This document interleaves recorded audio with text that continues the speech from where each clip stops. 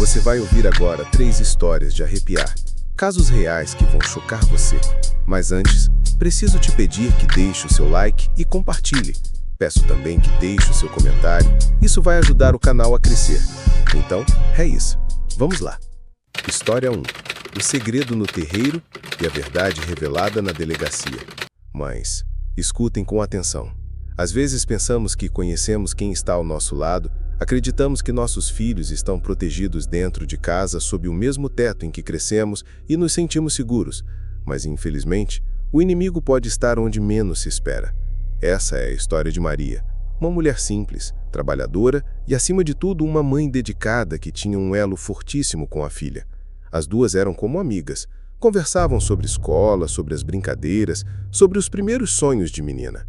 Maria acreditava que não havia segredos entre elas, mas havia. E esse segredo seria revelado da maneira mais dolorosa possível. Tudo começou numa tarde aparentemente comum. Maria estava em casa quando o telefone tocou. Do outro lado da linha, um policial civil pediu que ela fosse imediatamente até a delegacia. Não explicou o motivo, apenas reforçou a urgência. O coração dela disparou. Pensou em acidente, em confusão, em qualquer coisa, menos no que estava por vir. Ao chegar na delegacia, foi recebida por 2 investigadores e uma escrivã. O ambiente era tenso, como se as paredes carregassem um segredo que ninguém queria pronunciar. Um dos policiais pediu que ela se sentasse e, sem rodeios, disse: "Senhora, precisamos conversar sobre seu marido." Maria regalou os olhos. O marido? O homem com quem dividia a vida? Com quem construiu uma família? O que poderia haver contra ele? Foi então que a história começou a ser contada. Um pai de santo, dono de um terreiro no mesmo bairro, havia procurado a polícia. Ele contou que dias antes, recebera um homem em sua casa pedindo um trabalho de amarração amorosa. Até aí parecia um pedido comum, mas ao ouvir os nomes envolvidos, o pai de santo percebeu algo perturbador. O homem queria amarrar uma mulher a ele, queria que ela não escapasse, que fosse dele para sempre. O pai de santo perguntou: "Você deseja essa mulher como esposa, é isso mesmo?" E o homem, sem vacilar, respondeu que sim, que esse sentimento o consumia há anos, que não podia mais viver sem ela. Mas quando o pai de santo percebeu quem era a tal mulher, ficou horrorizado. Era a própria filha do homem, uma menina de apenas 12 anos. Chocado, o pai de santo recusou o trabalho. Mas antes de dispensar o homem, ouviu ainda o pedido insistente, que guardasse silêncio, que não revelasse nada, que ficasse entre eles.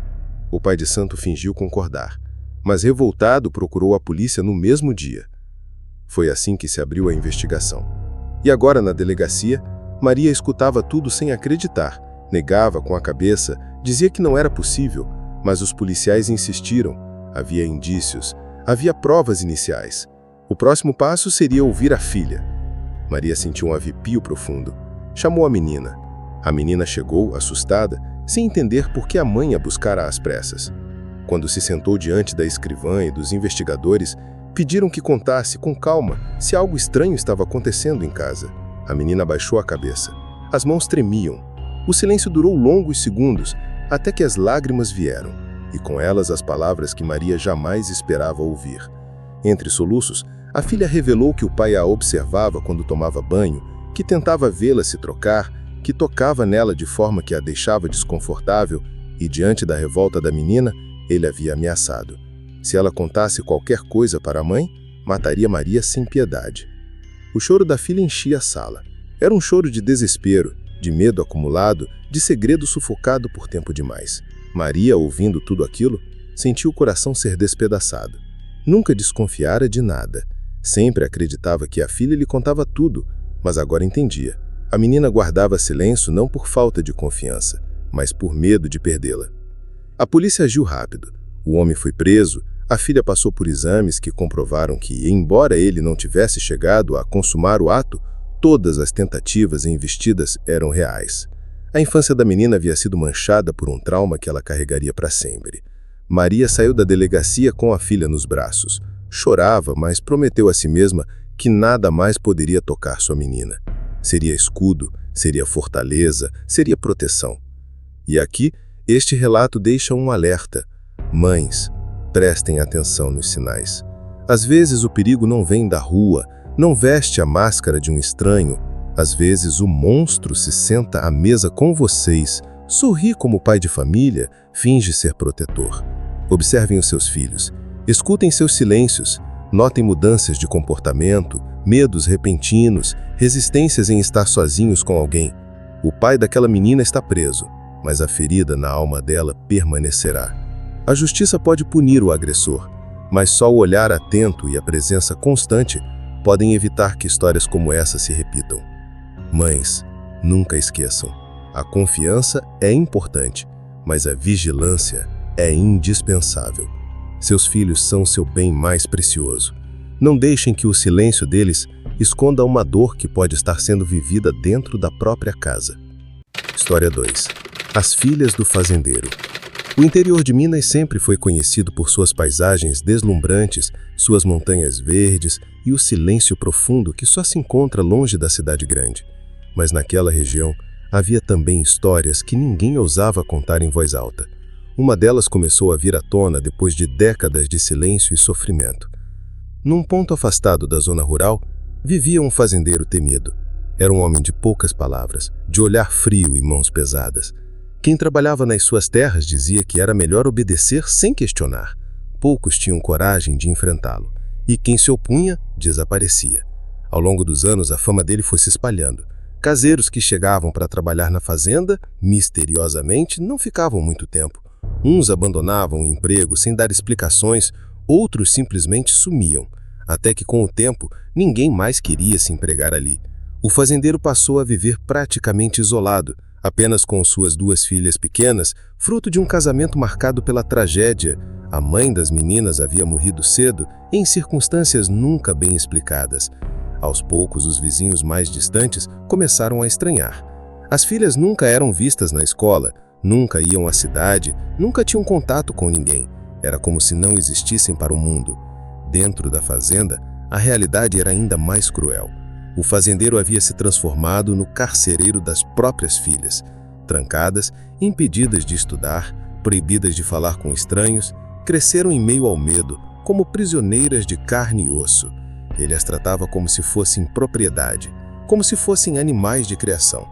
Ameaçava, manipulava, dizia que o mundo lá fora era perigoso demais e que só ele poderia protegê-las. Mas por trás dessa fachada de proteção, havia ainda algo mais monstruoso. Ele as mantinha como escravas sexuais, controlando cada passo, cada respiro, cada pensamento. Os anos passaram e a fazenda se tornou um túmulo silencioso. O fazendeiro, cada vez mais velho, mantinha o segredo escondido a 7 chaves. Até que certa noite, uma das filhas, já adolescente, não aguentou mais.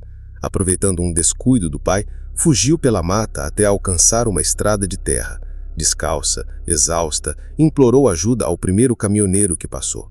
Assustada e desconfiada, a jovem contou, entre soluços, parte do que vivia. O caminhoneiro a levou imediatamente até a cidade mais próxima, onde procuraram a polícia. No início, as autoridades custaram a acreditar. Parecia uma história improvável demais, saída de um pesadelo. Mas quando a polícia entrou na fazenda, encontrou a irmã mais nova em condições degradantes, vivendo em um quarto trancado, sem roupas adequadas, sem higiene, sem qualquer dignidade humana. O fazendeiro tentou resistir, tentou negar, disse que era invenção, que estava sendo vítima de calúnia, mas as provas eram esmagadoras. Vestígios, diários escondidos pelas meninas, objetos que mostravam o horror vivido ali. Uma vida inteira de abusos revelada em poucas horas de investigação. Na cidade até hoje se fala sobre o caso como uma ferida aberta. Uma lembrança de que o mal pode se esconder em silêncio, atrás de muros, atrás de cercas de arame farpado, atrás do poder e do medo que um homem impõe sobre os mais frágeis. E fica o alerta. Nunca ignorem os sinais.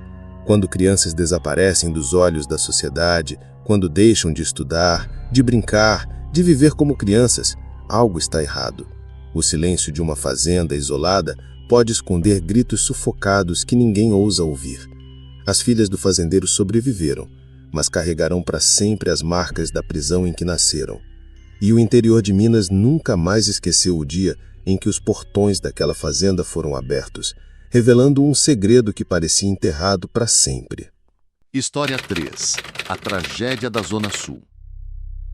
Na zona sul de São Paulo, em um dos bairros mais nobres, uma família de empresários vivia cercada de conforto e aparente harmonia.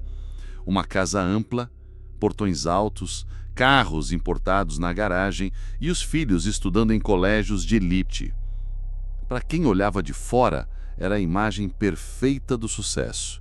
Pai e mãe trabalhadores, filhos bem criados, um futuro brilhante pela frente. Mas dentro daquelas paredes, o que parecia ser um lar exemplar guardava segredos, tensões e desejos obscuros. A filha mais velha, Mariana, tinha apenas 16 anos. Bela, inteligente, mas rebelde, sempre foi vista como a diferente da família. Enquanto os pais exigiam disciplina e futuro promissor nos negócios, Mariana queria viver intensamente, sem regras. E foi nesse caminho que se envolveu com um rapaz de 22 anos, morador da periferia. Um jovem sem estudo, envolvido com pequenos delitos, mas que para ela era sinônimo de liberdade. Os pais, ao descobrirem o namoro, reagiram com firmeza. Disseram que aquilo não iria adiante, que não aceitariam vê-la jogando fora a vida com alguém sem futuro. A cada discussão, a tensão crescia. Mariana, cega de paixão e revolta, passou a cultivar dentro de si um ódio silencioso. E então, na madrugada de um sábado, ela tomou uma decisão que mudaria para sempre a história da família. Planejou tudo com frieza. Esperou os pais dormirem. Pegou a arma que o pai guardava no cofre, a arma que deveria servir apenas para a defesa da casa, aproximou-se do quarto e disparou. Primeiro contra o pai, depois contra a mãe. 2 tiros certeiros que silenciaram para sempre o casal. Na tentativa de despistar a polícia, Mariana encenou um assalto. Revirou gavetas, espalhou objetos, quebrou a janela dos fundos e até mesmo levou uma pequena quantia em dinheiro para dar verossimilhança ao crime.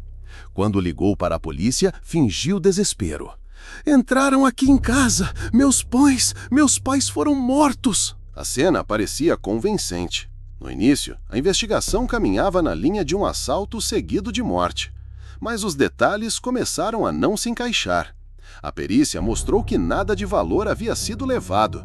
O cofre estava intacto, o carro do casal continuava na garagem e o arrombamento parecia forçado por dentro. Dias depois, os investigadores começaram a pressionar. E o que mais pesou foi o depoimento do irmão mais novo, um garoto de 14 anos. Abalado, ele contou que Mariana vinha discutindo com os pais de forma violenta por causa do namoro e que dias antes ouvira a irmã dizer que daria um fim nisso de uma vez por todas. O cerco se fechou. Mariana foi interrogada e, diante das provas, não resistiu. Confessou o crime. Disse que matou porque não aguentava mais ser controlada, porque queria viver o amor sem barreiras. Nenhum traço de arrependimento em sua voz. A confissão caiu como uma bomba em toda a vizinhança. Uma família de classe alta, respeitada, destruída pela própria filha. O julgamento foi rápido. Mariana foi condenada a 30 anos de prisão em regime fechado, pelo assassinato brutal dos próprios pais. Mas o desfecho mais sombrio ainda estava por vir. O irmão, que presenciou toda a tragédia e ajudou a polícia com informações, nunca conseguiu superar. O trauma o consumiu lentamente. O garoto começou a ter crises, delírios, a repetir que ouvia a voz dos pais pedindo ajuda. A família restante tentou tratamento, mas nada funcionou. Pouco tempo depois, precisou ser internado em um sanatório, onde vive até hoje, completamente devastado pela lembrança daquela noite. A mansão da família ficou abandonada, as janelas cerradas, o jardim tomado pelo mato. Um símbolo silencioso de uma tragédia que ninguém ousa comentar em voz alta, mas que todos lembram quando passam por ali.